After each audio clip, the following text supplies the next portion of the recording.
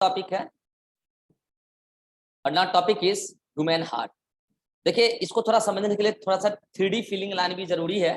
ठीक है, ऑफलाइन हुआ करता था तो मैं आगे पीछे करके समझा देता था, लेकिन यहाँ वही बात है, 3D फीलिंग लाने के लिए मैं डायग्राम को यूज करूंगा, 3D डायग्राम बनाऊंगा। लेकिन आज के लेक्चर में मैं एक भी 3D डायग्राम यहाँ नहीं लाऊंगा। पहले मैं कॉपी पे बना मतलब बोर्ड पे बना बना के समझाऊंगा, देन नेक्स्ट क्लास में मैं आते ही कई सारे पिक्चर्स आपको दिखाऊंगा तो विजुअलाइजेशन आपका क्लियर हो जाएगा। ठीक है, सबसे पहले हार्ट के बारे में कुछ बेसिक पॉइंट। अगर आपको याद हो, जब मैंने लंग्स पढ़ाया था रेस्पिरेटरी सिस्टम में, अगर आपको याद हो तो मैंने कहा था कि एक थोरेसिक कैविटी होता है, याद है, इस टाइप से थोरेसिक लाइनिंग, और उस थोरेसिक कैविटी में हमारा लंग्स जो है ट्रायंगुलर लंग्स, आपको पता है इस टाइप से ये लंग्स हमारा रखा होता है, राइट एंड लेफ्ट लंग्स। आपको पता है कि लेफ्ट लंग्स थोड़ा सा छोटा होता है कंपैरेटिवली, ठीक है जी, ये रखा हुआ। और आपको पता है कि इसके बीच का जो एक कैविटी है, दिस स्पेस, कोई बताएगा इस स्पेस का क्या नाम है? This one, mediastinum. बहुत अच्छा, मीडियास्टिनम कैविटी। क्या बोलते हैं इसको? Mediastinum cavity. अब मैं बता रहा हूं कि इसी मीडियास्टिनम कैविटी में ही हमारा हार्ट लोकेटेड होता है। पता है हमारा हार्ट का एक्चुअल शेप कैसा होता है? एक्चुअल शेप हमारा हार्ट बोलते हैं ट्रायंगुलर होता है, लेकिन एक्चुअल शेप उसका पता है कैसा? बंद मुट्ठी की तरह, ऐसा।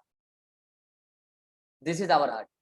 हमारा शेप एक्चुअल में बंद मुट्ठी की तरफ होता है। अब बंद मुट्ठी में आप एक बात गौर करो, बंद मुट्ठी का ऊपर वाला पार्ट जो होता है थोड़ा ब्रॉड होता है और नीचे वाला पार्ट थोड़ा सा नैरो होता है, दिख रहा है? तो हमारा ये बंद मुट्ठी वाला शेप वाला हार्ट हमारे मीडियास्टिनम कैविटी में होता है। बट जो इसका अपर पार्ट होता है, अपर पार्ट जो ब्रॉड है, अपर पार्ट राइट लंग्स की तरफ टिल्टेड होता है, और जो लोअर पार्ट है, लोअर हार्ट जो अपेक्स जिसको बोलते हैं, वो हमारे लेफ्ट लंग्स की तरफ टिल्टेड होता है, लाइक दिस, कुछ ऐसा। यही हमारा हार्ट है।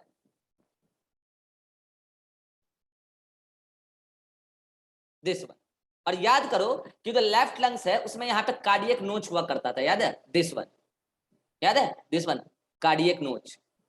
तो यहाँ पे लोअर पार्ट लेफ्ट लंग्स की तरफ टिल्टेड है, this one is left lungs, this one is right lungs, and this one is our heart.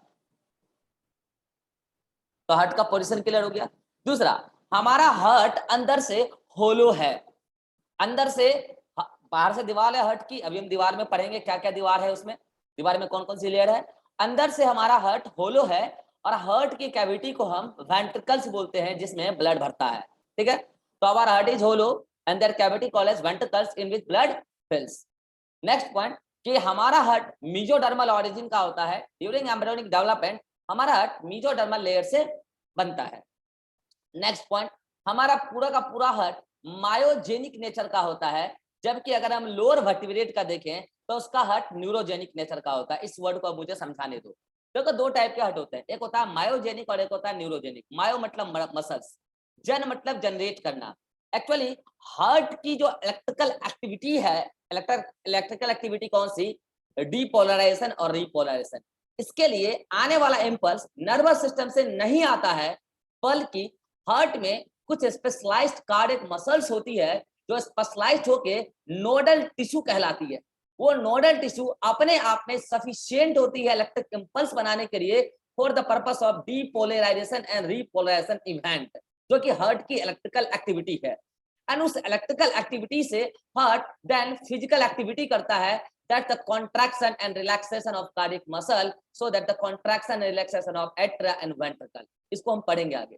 तो हमारा हार्ट इस इलेक्ट्रिकल एक्टिविटी और मैकेनिकल एक्टिविटी के लिए किसी भी प्रकार का कोई इंपल्स नर्वस सिस्टम से नहीं लेता। हार्ट अपने आप में सफिशिएंट है अपना इंपल्स बनाने के लिए, so that human heart is myogenic in nature. Next, इसलिए आप देखे होंगे जब इस हार्ट सर्जरी में अगर हार्ट को बाहर निकाल लिया जाता है फिर भी हार्ट पंप कर रहा होता है। कितने लोगों ने ये बात देखा है? हार्ट को अगर प्रॉपर्ली हमने मशीन पे सेट करके ब्लड वेसल्स वगैरह को बाहर निकाल लिया फिर भी हार्ट पंप कर रहा होता है। Reason is that our heart is myogenic in nature. जबकि अगर हम लोअर इनवर्टिब्रेट में जाएं तो उसके अंदर हार्ट को अपने इलेक्ट्रिकल एक्टिविटी के लिए इंपल्स नर्वस सिस्टम से मंगवाना पड़ता है। मतलब जो नर्वस सिस्टम है वो इंपल्स बना के हार्ट को दे रहा है, तब जाके हार्ट इलेक्ट्रिकल एक्टिविटी और मैकेनिकल एक्टिविटी परफॉर्म करा रहा है, so that the heart of lower vertebrate lower invertebrate is called as neurogenic heart. ठीक है जी, चलिए ज्यादा एडवांस्ड मायोजेनिक हार्ट है, ठीक है। लेकिन आप फिर बोलेंगे सर आप कार्डियक मसल में पढ़ाते थे कि cardiac muscle regulated by autonomic nervous system है, तो क्या वो गलत पढ़ाते थे? क्या करें, वो जो स्केलेटल सिस्टम में एक चार्ट बनवाए थे मसल्स वाले में, उस चार्ट में बता रहे थे कि cardiac muscle regulated by ANS, क्या वो गलत था? अच्छा कॉपी फाड़ देंगे, वो गलत था वो है, जब कॉपी फाड़ देंगे, वो गलत पढ़ा दिए एएनएस, या फिर आज गलत पढ़ा रहे हैं, ये वाला पन्ना फाड़ देंगे, क्या गलत है वो या ये? दोनों में से कुछ गलत नहीं है। सुनना मैंने क्या बोला है, उस टाइम भी मैंने सही बोला और आज भी मैं सही बोलता हूँ। उस टाइम मैंने क्या बोला था, अगर आप गौर किए हो तो, हार्ट की एक्टिविटी हार्ट ही रेगुलेट अपने आप में चला रहा होता है, लेकिन उसको रेगुलेट करने के लिए ऑटोनॉमिक नर्वस सिस्टम जिम्मेवार।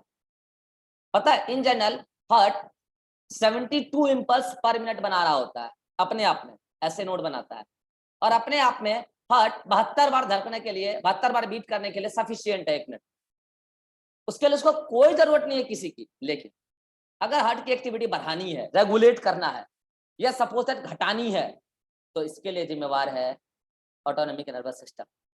Sympathetic nervous system SA node की एक्टिविटी को, ऐसे नोड वही है कार्डियक मसल का स्पेशलाइज्ड टिश्यू जो हार्ट की एक्टिविटी के लिए अपने आप में इंपल्स बनाता है। तो ऑटोनॉमिक नर्वस सिस्टम का sympathetic nervous system SA node की एक्टिविटी को बढ़ाता है, और parasympathetic nervous system SA node की एक्टिविटी को घटाता है। Apart from this some hormones also influences the activity of ऐसे नोड।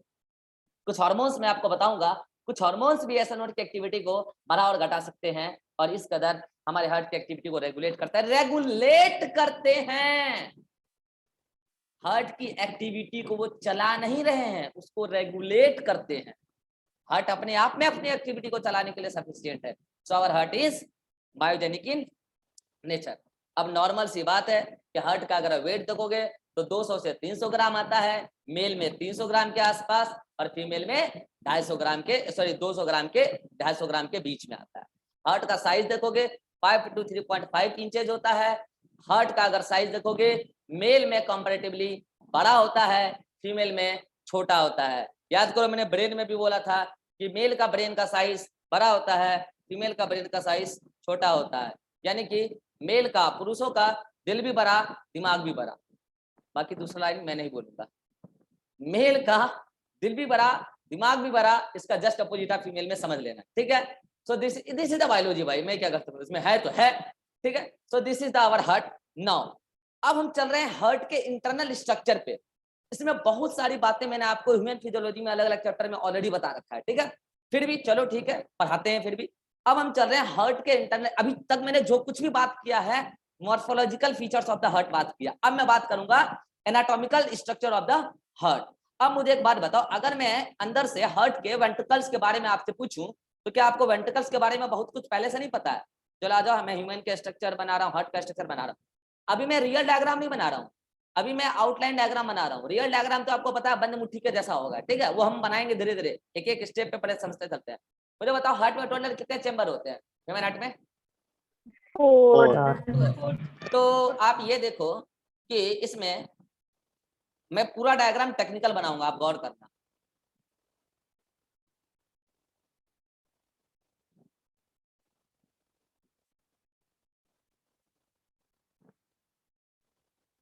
ठीक है,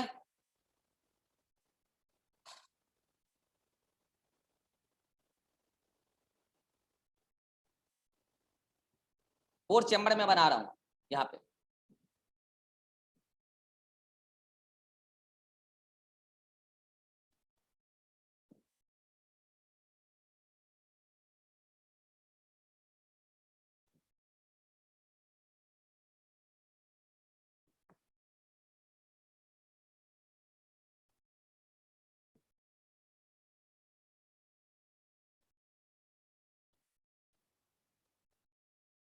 ठीक है, तो इस टाइप का होता है हमारा हार्ट।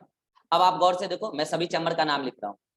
दिस इज द, बोलो नाम बोलो, this one left auricle, left auricle या left atria, this is left ventricle, right auricle, right ventricle, right ventricle. Now ये जो आपको पूरी की पूरी दीवार दिख रही है, दिस वन,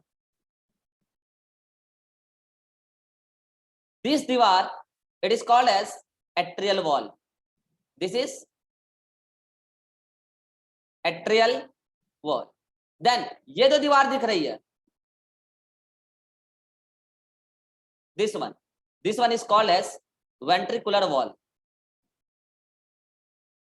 ventricular wall, मुझे जल्दी से देख के बताओ कौन थिक कौन thin. Ventricular wall thick. Ventricle thick और आर्टेरियल थिन। थिन। और ऐसा क्यों, अभी आपको कारण पता चल जाएगा, ठीक है। नाउ ये वाली जो आपको सेप्टा दिख रही है, this septa is called as, दोनों एट्रिया के बीच का सेप्टा है, तो क्या मैं इसको इंटर एट्रियल सेप्टा बोलूंगा या इंटर वेंट्रिकुलर सेप्टा बोलूंगा?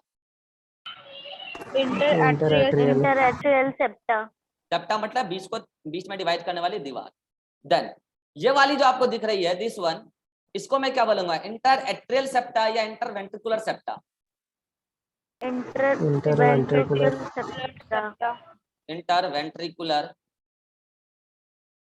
Septa. Now again which one is thick and which one is thin? Atrial वाला थिन, वेंट्रिकुलर थिक। एट्रियल वाला थिन, हाँ थिन सही है, हाँ ठीक है, थिन। और ये थिक, और ये थिन। देखो भैया मैं डायग्राम आपके सामने बना रहा हूँ दिमाग में एडजस्ट करने के लिए, अदरवाइज मैं बना डायग्राम यहाँ पे टिक टिक करके आगे बढ़ सकता हूँ, ठीक है। इसका मतलब नहीं कि मैं डायग्राम बना रहा हूँ, आप उधर पबजी खेल रहे हो। देन ये वाली दीवार, दिस वन, मुझे बताओ ये दीवार एट्रिया के बीच में है या वेंट्रिकल के बीच में है? एट्रिया वेंट्रिकल दोनों के बीच। ये दीवार एट्रिया और वेंट्रिकल के बीच में, ना एट्रिया के बीच में, ना वेंट्रिकल के बीच में। तो ये दीवार एट्रिया वेंट्रिकल के बीच में है, तो मैं इसको क्या बोल सकता हूँ, एट्रियो वेंट्रिकुलर सेप्टा बोल सकता हूँ। Atrio ventricular septa. तो मैं इधर वाले को क्या बोलूंगा, राइट एट्रियो या लेफ्ट? लेफ्ट। और इधर वाले राइट एट्रियो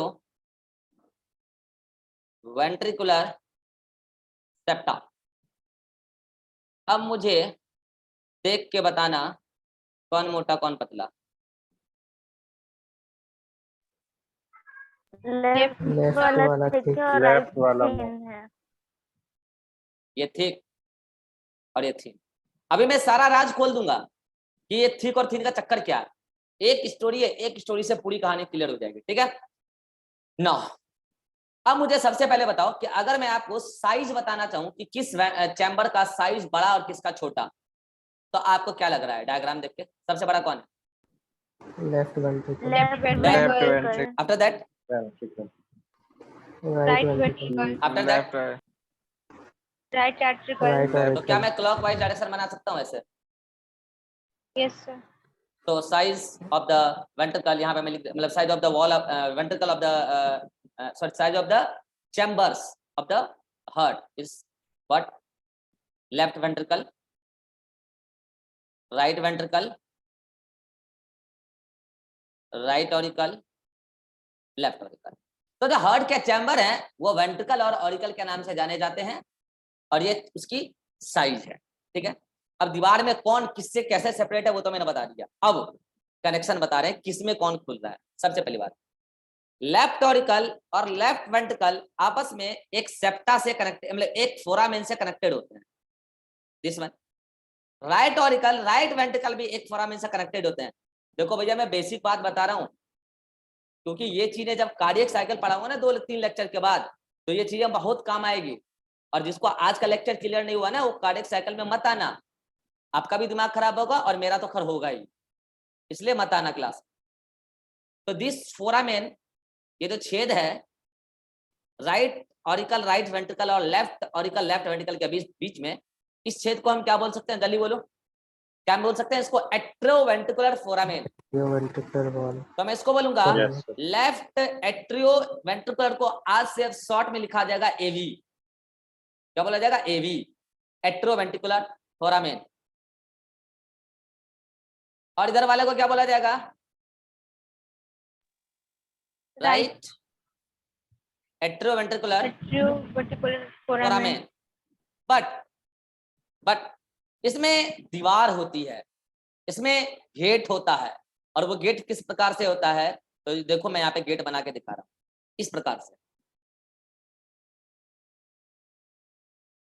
ये देखो दीवार का गेट का एक हिस्सा और एक गेट का दूसरा हिस्सा, ठीक है। इसमें आ जाओ, गेट का एक हिस्सा, गेट का दूसरा हिस्सा और गेट का तीसरा हिस्सा। इस तरीके से इसमें गेट होता है। And this gate are called as, this one is valve, this one is called as valve. क्योंकि इसमें दो फ्लैप हैं इसलिए इसको बोलते हैं बायकस्पिड वॉल्व। क्या बोलते हैं? Bicuspid valve. इसी को बोलते हैं mitral valve. And this one is called as tricuspid valve. Tricuspid valve. और अभी ट्राइकस्पिड और बायकस्पिड वॉल्व का पूरा चक्कर यहाँ पे मैं आपके सामने खोल के रखूंगा। अब समझना ध्यान से, ये ट्राइकस्पिड और बायकस्पिड वॉल्व केवल और केवल इस साइड खुल सकती है, इस साइड खुल सकती है, इधर की तरफ कभी नहीं खुलती। क्यों नहीं खुलती उसका कारण बता देता हूं। ये जो वॉल्व है, actually this valve are connected with the wall of this valve are connected with the wall of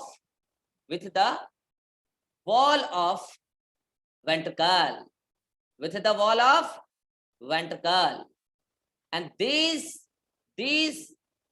structure which connects the valve with the wall of ventricle called as cauda tendini. Here also this one is cauda tendon, ठीक है। अभी उसके बारे में और आगे बात आएगा, ठीक है। तो इस वजह से चूंकि इधर की तरफ इसको बांध के रखा गया है, इधर की तरफ इसको बांध के रखा गया है, तो वह इधर ही खुल सकती है जब कोडा टेंडनी लूज होगी। जब कोडा टेंडनी लूज होगी तब ये वॉल्व वेंट्रिकल की तरफ ही खुलेगा, लेकिन ये वॉल्व कभी भी ऑरिकल की तरफ नहीं खुलेगा, क्योंकि ये टेंडन इतने इलास्टिक नहीं है कि वो उधर की तरफ उसको खुलने के लिए अलॉटमेंट थी। नो, अब देखते हैं हर चैम्बर में कहां ब्लड आ रहा है और कहां ब्लड जा रहा है। चलिए, इसमें एक ओपनिंग ये रहा, एक ओपनिंग ये रहा और एक ओपनिंग ये रहा। इसमें 4 ओपनिंग बताऊंगा, 1 2 3 4। इसमें एक बताऊंगा, एक, इसमें भी एक बताऊंगा, यहाँ पे बना देता हूं एक। चलो पहले जो आपको आता है पहले वो बनाते हैं, ठीक है। क्या आपको याद है कि इससे एक बड़ा सा क्या निकलता है? आउटा या आर्क। फिर जाके वो 2 ब्रांच बनाता है, that is the pulmonary artery. तो ये क्या है जल्दी बोलो? पल्मोनरी आउटा बोल सकते हो इसको, या आर्क भी बोल सकते हो। और ये क्या है? Right and left pulmonary artery, जो कहां जाएगा जल्दी बोलो? Right and left lungs. Right and left lungs artery. तो ये तो इधर का कनेक्शन हो गया। नाउ दिस वन, इधर मेरे पास जगह नहीं है, क्या करूं? निकाल देता हूं, क्या दिक्कत है? This one is called as systemic aorta, systemic aorta, या फिर इसी को डॉर्सल आउटा भी कहते हैं क्योंकि ये पीछे से निकला होता है, डॉर्सल आउटा। और आपको पता है इससे दुनिया भर के सिस्टेमिक आर्टरी निकलते हैं, बता रखा है। यस और no? Yes sir. Yes. Artery, और वो ऑर्गन को जाते हैं, डिफरेंट टाइप के ऑर्गन को जाते हैं। ठीक है, नाउ मैं आपको बताना चाहता हूं कि इसी में से एक आर्टरी, सिस्टेमिक आर्टरी, इसी में से एक आर्टरी कोरोनरी आर्टरी बनता है। क्या बोल रहा हूं मैं? इसी में से एक आर्टरी कोरोनरी आर्टरी बनता है और हार्ट को ही सप्लाई हो जाता है। हार्ट भी एक ऑर्गन है। हेलो, ऐसा थोड़ी है कि हार्ट के पास ब्लड आ रहा है तो उसी में से CO2 ले लिया, उसी में से CO2 छोड़ दिया, ऐसा नहीं होता। अभी मैं बताऊंगा हार्ट की दीवार, ऐसा नहीं होता। तो हार्ट के ईच एंड एवरी सेल्स को ब्लड सप्लाई देने के लिए इसी में से एक आर्टरी कोरोनरी आर्टरी के नाम से बनता है। और देन कोरोनरी आर्टरी से कई सारे आर्टेरियोल हार्ट के पूरी दीवार को, देन कैपिलरी बन के पूरी दीवार को ब्लड सप्लाई करता है। देन उसी कैपिलरी में से venules, vein and then vena cava में खुलेगा। वेना कावा में नहीं खुलता, सॉरी, वेन्यूल्स एंड वेन। और वो वेन वेना कावा में नहीं खुलता, एक्चुअली वो एक स्ट्रक्चर बना लेता है जिसको बोलते हैं कोरोनरी साइनस। और वो कोरोनरी साइनस आके खुलता है राइट ऑरिकल में। So this opening is actually coronary sinus. This one is called as coronary sinus. तो कोरोनरी साइनस का काम समझ में आया? हार्ट के दीवार ने जो ब्लड को गंदा किया, डीऑक्सीफाई किया, उस ब्लड को कलेक्ट किया वेन्स ने, कोरोनरी वेन ने, एंड देन उस कोरोनरी वेन ने सारे ब्लड को डाल दिया किसमें? कोरोनरी साइनस में। और कोरोनरी साइनस से वो सारा डीऑक्सीजन ब्लड कहाँ जाएगा? राइट ऑरिकल में। इसके अलावा दो ओपनिंग और है, जल्दी से मुझे बता दो दोनों कौन सी ओपनिंग है जो राइट ऑरिकल में खुलती है? जल्दी बताओ, एक ऊपर से आ रहा है, एक नीचे से आ रहा है, जल्दी बोलो कौन है वो? Superior vena cava and inferior vena cava. और दोनों के दोनों क्या करेंगे? ये सुपीरियर वेना कावा और ये इंफीरियर वेना कावा। और दोनों के दोनों क्या करेंगे? एक बॉडी के लोअर पार्ट से, जो हार्ट के नीचे है, लोअर पार्ट से डीऑक्सीजन ब्लड को कलेक्ट करेगा और ले जाके राइट ऑरिकल में डालेगा। और सुपीरियर वेना कावा बॉडी के अपर पार्ट जो हार्ट के ऊपर है, उसको, उससे डीऑक्सीजन ब्लड कलेक्ट करेगा और राइट ऑरिकल में जाके उसको एम्प्टी करेगा। यानी कि राइट ऑरिकल में डीऑक्सीजनेटेड ब्लड तीन जगह से आएगा। एक तो खुद हार्ट के डिफरेंट सेल से जो कोरोनरी साइनस कलेक्ट करके ला रहा है, देन बॉडी के अपर पार्ट से सुपीरियर वेना कावा ला रहा है, देन बॉडी के लोअर पार्ट से इंफीरियर वेना कावा ला रहा है। तो राइट ऑरिकल में कैसा ब्लड? डीऑक्सीजनेटेड। देन इसके बाद दो आती है लेफ्ट लंग से और दो आती है राइट लंग से, और वो होता है vein, that is called as pulmonary vein. और चार के चार वेन खुलते हैं लेफ्ट ऑरिकल में। This one is pulmonary vein. दो आता है राइट से, दो आता है लेफ्ट से, और ये सब के सब ऑक्सीजनेटेड ब्लड को एम्प्टी करते हैं कहाँ? Left auricle. देख लो डायग्राम धीरे धीरे कॉम्प्लेक्स बनता जा रहा है, स्टेप वाइज समझते चलो चीजों को, चीजें क्लियर हो जाएगी। नाउ अच्छा, एक बात मैं आपको पहले बता दूं, आपके नोट्स में कई सारी चीजें नहीं है, मैंने आपको पहले ही बोला है, मैं लेवल अप करके पढ़ा रहा हूं। अगर आपको ऐड करना हो कर लें, अगर एग्जाम का समय ऐड करने का टाइम नहीं है कोई बात नहीं है, आप आफ्टर एग्जाम फिर से दोबारा से लेक्चर देख लेना एक बार, मेडिकल कॉलेज जाने से पहले, किसी भी कॉलेज जाने से पहले, क्योंकि मैं आपको लगभग कॉलेज लेवल टच करके पढ़ा रहा हूँ। ठीक है, मतलब आपको बिल्कुल अपर लेवल का कंटेंट दे रहा हूं। ठीक है, now so this is the oxygen blood. तो अब मुझे बताओ कि राइट ऑरिकल और लेफ्ट ऑरिकल रिसीवर है या डोनेटर है? जल्दी बोलो। रिसीवर। रिसीवर है, रिसीवर है, क्योंकि ये ब्लड को रिसीव करता है। ये दोनों कैसा है? रिसीवर है। चलो जी ठीक है, अब सुना ध्यान से, जब इसमें ब्लड भरता जाएगा, इसमें कैसा ब्लड भरेगा? जल्दी बोलो। Deoxygenated blood. इसमें कैसा ब्लड भरेगा? Oxygenated blood. तो आपको ऐसा नहीं लगता है कि उसमें दबाव क्रिएट होगा? इधर से ब्लड आता जा रहा है, आता जा रहा है, आता जा रहा है, इधर से डीऑक्सीजन ब्लड आता जा रहा है, आता जा रहा है, तो आपको नहीं लग रहा ऐसा कि ऑरिकल के अंदर एक दबाव क्रिएट होगा? And that pressure pushes this valve to open, and this valve open towards the ventricle, this valve also open towards the ventricle. और नतीजा क्या होगा? डीऑक्सीजनेटेड ब्लड राइट ऑरिकल से इस फोरामेन को होते हुए, कौन सी फोरामेन? नाम बोलो। राइट एवी फोरामेन को होते हुए कहां आ जाएगा? राइट वेंट्रिकल में, deoxygenated blood. Then oxygenated blood इस लेफ्ट ऑरिकल से इस लेफ्ट एबी फोरामेन को होते हुए आ जाएगा लेफ्ट वेंट्रिकल। अब आप बोलोगे सर नीचे तो पाइप खुला है, खुला नहीं है, यहां पे भी फोरामेन है, सॉरी यहां पे भी सेप्टा है, यहां पे भी सेप्टा है, and this septa are called as, इस सेप्टा का स्ट्रक्चर बता दूं, ट्राइकस्पिड के जैसा ही होता है, बता रहा हूं ऐसा ही होता है स्ट्रक्चर, इसका भी ट्राइकस्पिड जैसा ही होता है।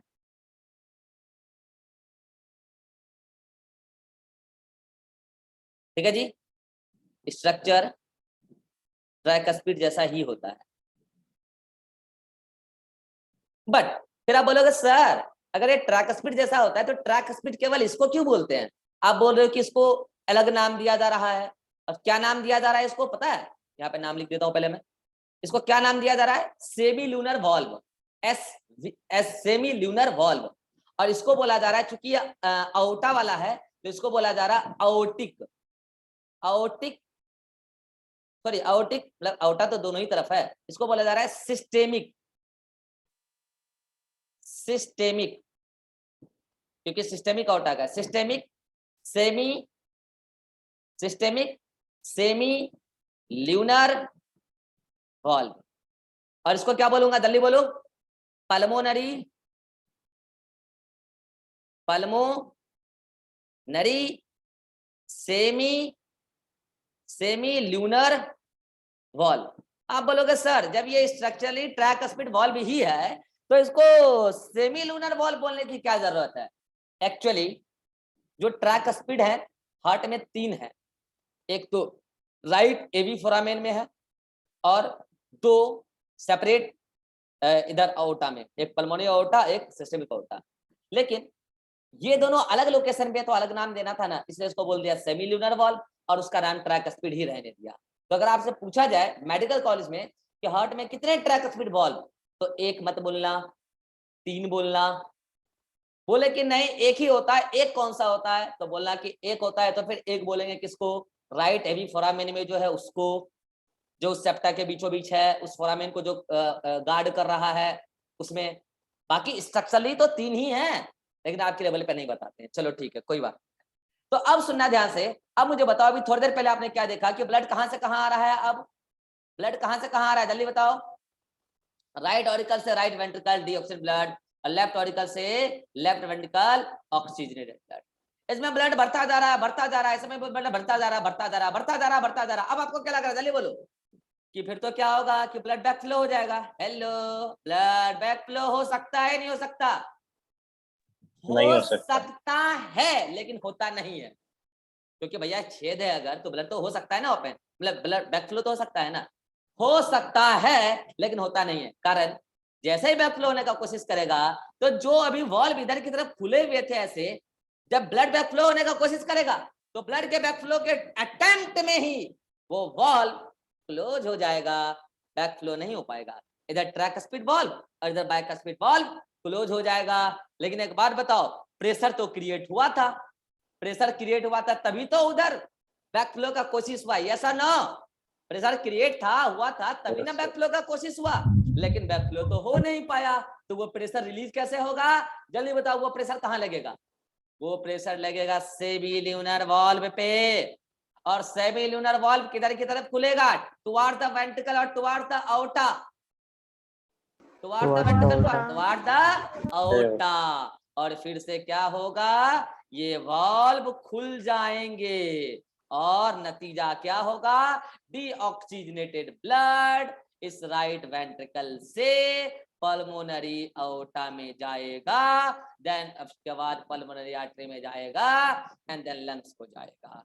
Then at the same time इधर लेफ्ट वेंट्रिकल से oxygenated blood pulmonary sorry systemic aorta को जाएगा, एंड देन उसके बाद सिस्टेमिक आर्टरी को जाएगा, देन उसके बाद डिफरेंट बॉडी सिस्टम को जाएगा।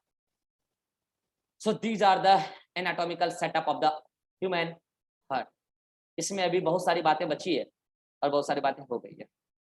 चलो इस डायग्राम में मैं एक जोरदार बात बता दूं जो आपको बहुत सारे टीचर नहीं बताते। बता दूं? या रहने दूं?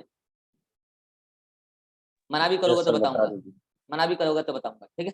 इसलिए कोई फायदा नहीं है ना बोलने का, ठीक है। आपके मन में कभी एक सवाल आया कि सर ये इधर ट्राई इधर ट्राई इधर ट्राई, ऐसा क्या पार्शलिटी इसके साथ किया कि इसको बाइकस्पिड बॉल बनाया गया? इसका कोई सिग्निफिकेंस है या फिर इत्तेफाक है? हो गया, विधि का विधान है, इधर बाइकस्पिड ही होना था, लिख दिया था पहले से बाइकस्पिड होना है, या फिर इसका कोई सिग्निफिकेंस है? Why the left AV foramen guarded by bicuspid valve, and why right AV foramen guarded by tricuspid valve, and the both semilunar semilunar इसको foramen भी कह सकते हो आप, ठीक है, guarded by semilunar valve, that is the tricuspid valve structurally. ऐसा क्यों? सोचेगा भी?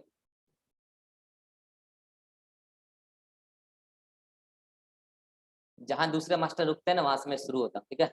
आ जाओ इधर, मैं आपके सामने 3 दरवाजा बना रहा हूँ, ऐसे नहीं समझोगे, 3 दरवाजा बना रहा हूँ, 1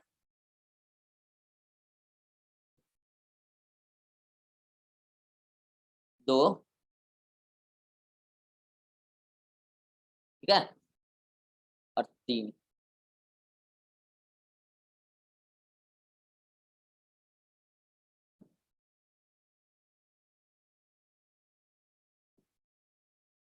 ठीक है जी।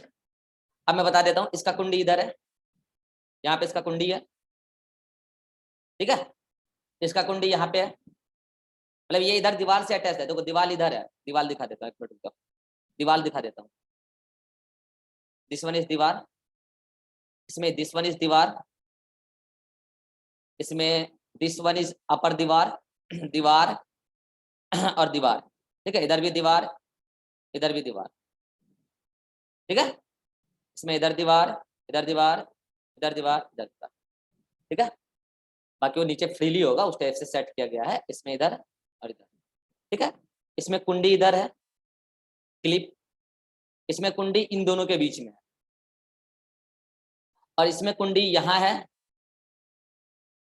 यहाँ है, यहाँ पे भी है, और यहाँ पे भी है। अब समझना ध्यान से, ये 3 टाइप के दरवाजा हैं, मैं इस तीनों का नाम दे रहा हूँ, दरवाजे का नाम दे रहा हूँ, single flap door, double flap door और ट्रिपल फ्लैप डोर।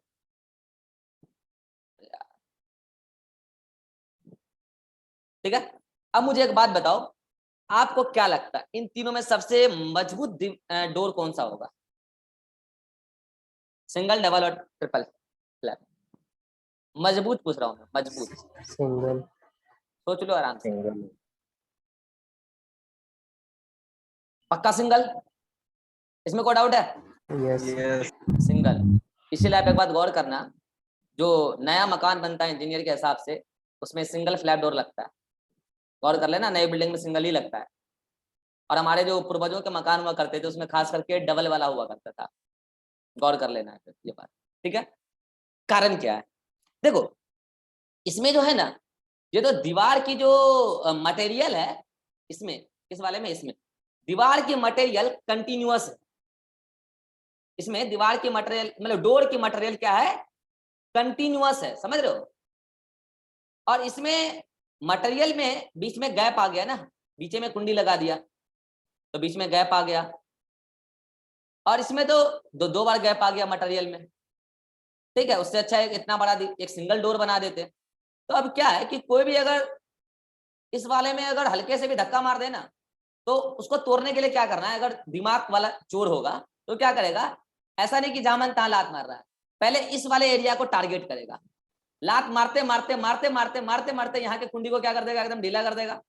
और ये ढीला हो भी जाएगा क्योंकि इनके मटेरियल और इनके मटेरियल कम है ना, उनके बीच में जो अट्रैक्शन है बहुत कम ही है ना, बहुत स्ट्रॉन्ग अट्रैक्शन नहीं है। यहाँ वाला कुंडी ढीला हुआ, फिर यहाँ लात मारेगा, यहाँ वाला ढीला होगा, यहाँ लात मारेगा, यहाँ लात मारेगा, यहाँ वाला कुंडी ढीला हुआ, उसके बाद तबीयत से एक लात मारेगा जोर से, पूरा दरवाजा खुल के गिर जाएगा, ठीक है। इस वाले में वही करना है, यहाँ पे टारगेट करो, दीवार ढीला हो जाएगा, डोर ढीला हो जाएगा, एक लात जोर से मारो, दीवार मतलब डोर गिर जाएगा, ठीक है।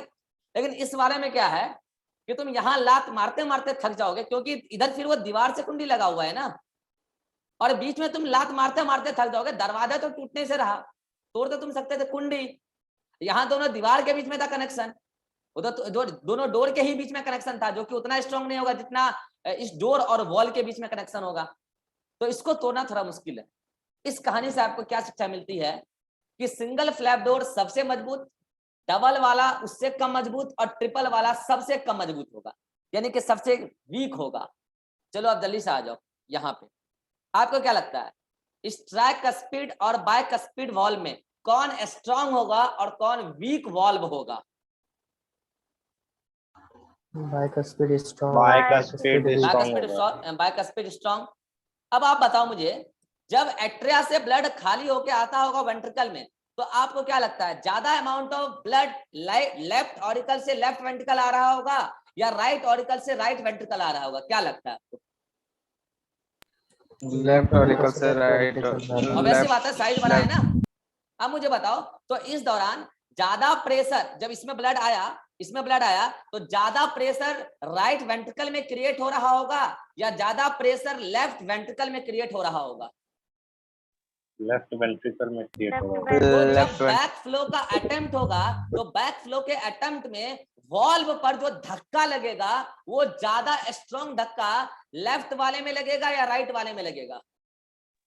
लेफ्ट वाले में लगेगा। लेफ्ट वाले। और मुझे बताओ बैक स्पीड और ट्रैक स्पीड में कौन स्ट्रॉन्ग है? Bike speed. इसलिए यहाँ बैक स्पीड वॉल्व है और इसलिए यहाँ पे ट्रैक स्पीड वॉल्व है। ये इत्तेफाक नहीं है, ये विधि का विधान नहीं है, नेचर ने भी बड़ा सोच समझ के बनाया। आपको समझ में आया यहाँ बैक स्पीड क्यों होता है और यहाँ ट्रैक स्पीड क्यों होता है? नेक्स्ट, अब आप बोलोगे यहाँ क्यों है, तो अगर छेड़ा मैंने है तो जवाब भी मैं ही दूंगा ना। अब मुझे बताओ इसमें बैक फ्लो का चांस क्या है? जब ब्लड इसमें आ गया तो बैक फ्लो जो हो रहा है तो इस छोटे से पाइप में ज्यादा प्रेशर लगेगा या फिर जो वेंट्रिकल में था उसमें ज्यादा प्रेशर लग रहा था? वेंट्रिकल में। तो इसमें जो प्रेशर लग रहा है बैक फ्लो का वो बहुत कम प्रेशर लग रहा है या बहुत एक्सेस प्रेशर लग रहा है? Excess pressure. एक्सेस। भैया ब्लड ही नहीं है इसमें उतना, पाइप में तो जितना था आया सो आया। इसमें वेंट्रिकल्स के कंपैरिजन में उतना प्रेशर थोड़ी लगेगा यार, बस ब्लड इधर से जा रहा था तो बैक फ्लो का चांस हो सकता है, उतना प्रेशर थोड़ी लगेगा जितना वेंट्रिकल्स लगाता था इधर की तरफ। तो यहाँ पे जो प्रेशर लगेगा वो इतना नहीं है कि बैक स्पीड वॉल्व लगाने की जरूरत है, माइनर प्रेशर को झेलना है, इसलिए यहाँ पे भी ट्रैक स्पीड वॉल्व ही लगाया गया structure. This is the reason. कितनों को समझ में आ गया? हाथ खड़ा करो जल्दी से। क्यों बैक स्पीड और क्यों ट्रैक स्पीड अपने लोकेशंस पे है?